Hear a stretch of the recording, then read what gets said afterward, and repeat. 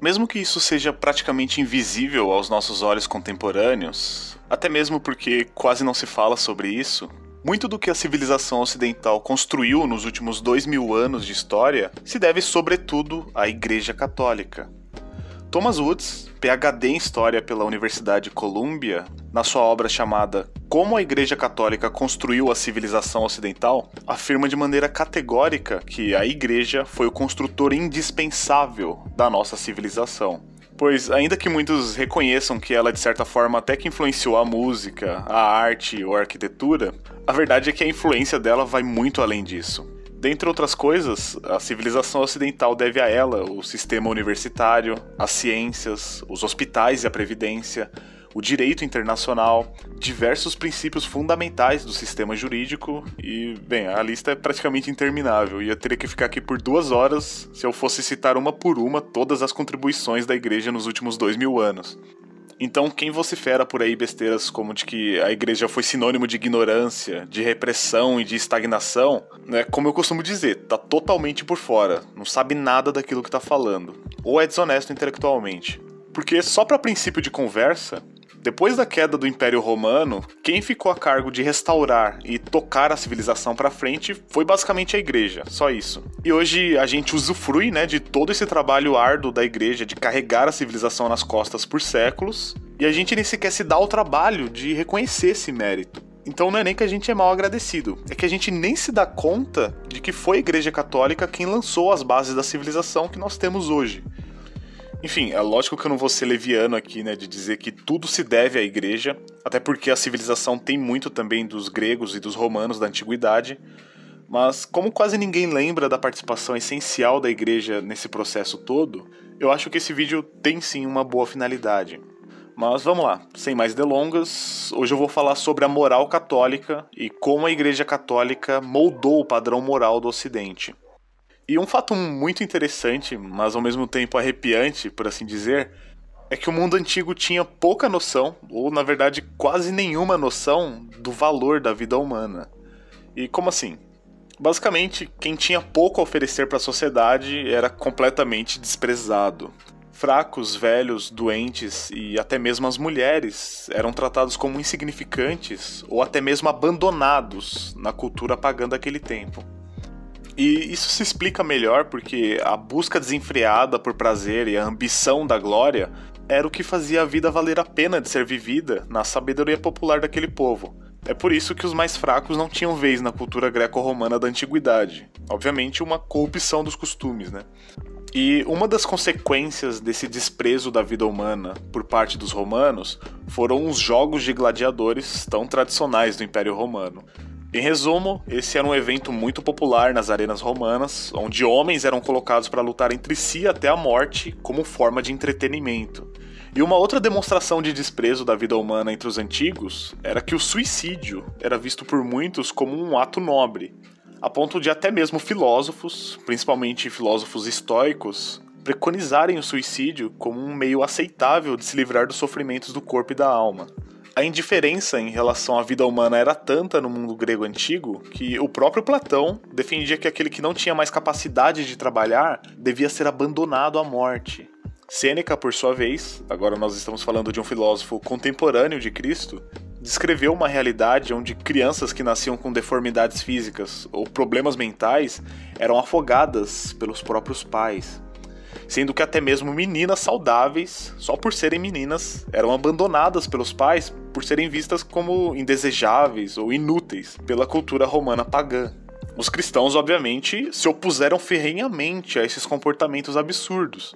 Um dos princípios centrais do catolicismo é justamente a sacralidade da vida humana, do valor único de cada pessoa, já que nós entendemos que a vida é um presente de Deus aos homens.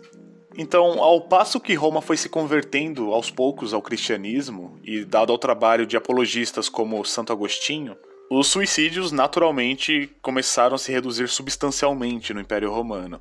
E quanto aos combates de gladiadores, já no século IV, os imperadores cristãos se prestaram a abolir de uma vez por todas estes jogos sangrentos em solo romano. Como sabemos, o mandamento máximo de Cristo, amarás o teu próximo como a ti mesmo, é a base de toda a moralidade das sociedades cristãs. Um verdadeiro cristão comprometido tem piedade para com a miséria alheia e, com isso, sente o desejo de aliviá-la. E, basicamente, foi isso o que transformou a mentalidade do Império Romano, onde havia indiferença para com o sofrimento do próximo, passa a ver a humildade cristã.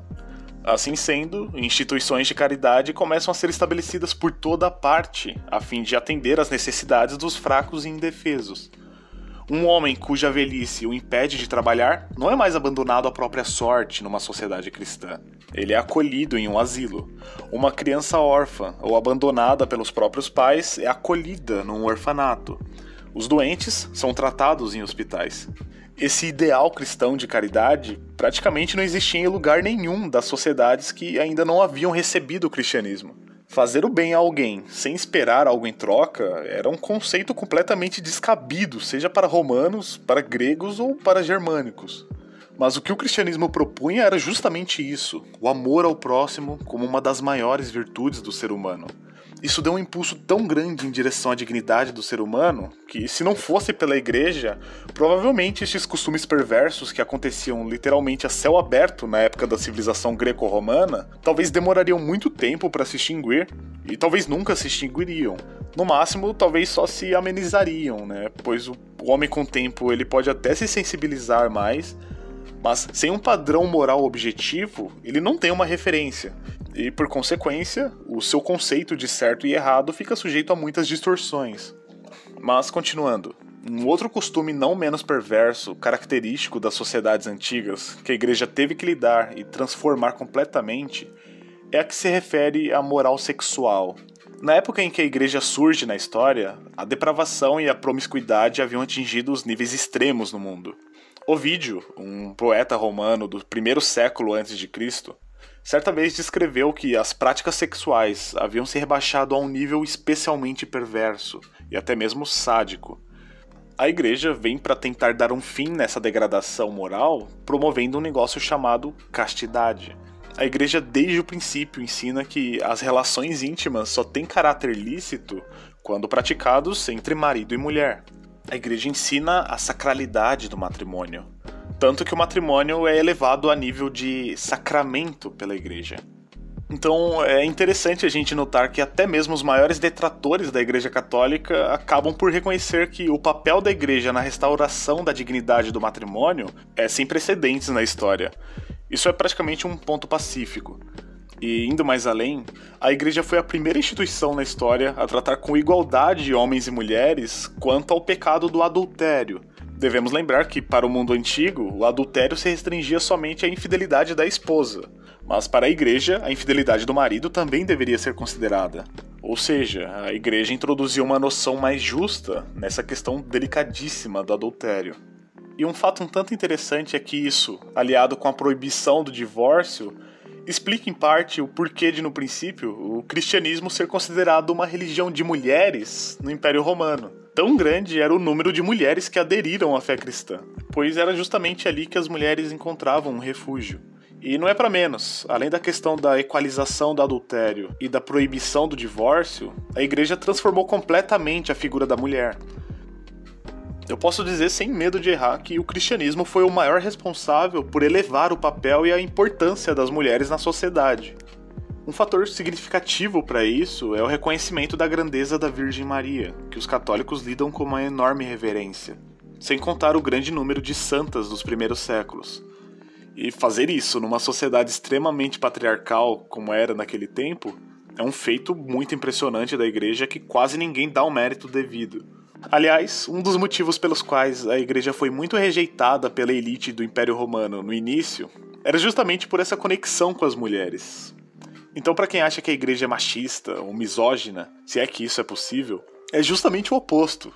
A mulher só tem destaque no Ocidente porque a igreja pavimentou o caminho para isso. A igreja afirma sim a submissão da mulher ao seu marido, mas ela de forma nenhuma rebaixa as mulheres. Ela elevou o papel das mulheres. E bem, eu avisei que esse é um tema muito vasto, né? Então ainda falta muita coisa importante a ser acrescentada, como por exemplo a forma como a igreja lidou com a escravidão, ou então como ela converteu e transformou os costumes dos povos bárbaros, Mas eu não vou conseguir tratar de todos esses assuntos sem que o vídeo fique gigantesco, né? E vídeos grandes são muito maçantes. E realmente, eu não quero simplesmente passar por cima, né? Eu quero que os pontos sejam bem esclarecidos. E, bom, no fim esse é um bom sinal, né? É um sinal de que quando se trata de influência ou contribuições da igreja para o Ocidente e para o mundo, conteúdo é o que não falta. Então se inscreve aí no canal e ative o sininho das notificações para você não perder os próximos vídeos. E fica atento porque logo eu volto com um complemento desse vídeo aqui, fechou? Já aproveita e deixa o like aí para ajudar na divulgação desse vídeo aqui. Comenta aí embaixo a sua sugestão, a sua opinião, a sua crítica. E por fim, o canal também tem a função de membros ativa, né? Então, se você tiver em condições e quiser ajudar a tornar este canal financeiramente viável, eu peço encarecidamente que você considere se tornar um membro, fechou? Pois custa muito pouco para você que quer apoiar, mas quanto mais membros nós tivermos, mais esse canalzinho aqui tende a crescer, trazendo vídeos com mais qualidade e com maior frequência. Então nós já temos alguns apoiadores aqui, e eu fico muito feliz com a força que vocês me dão. Isso é o que me motiva a continuar postando esses conteúdos aqui. Então, de verdade, muito obrigado, um grande abraço, fica com Deus e até o próximo vídeo. Eu fui.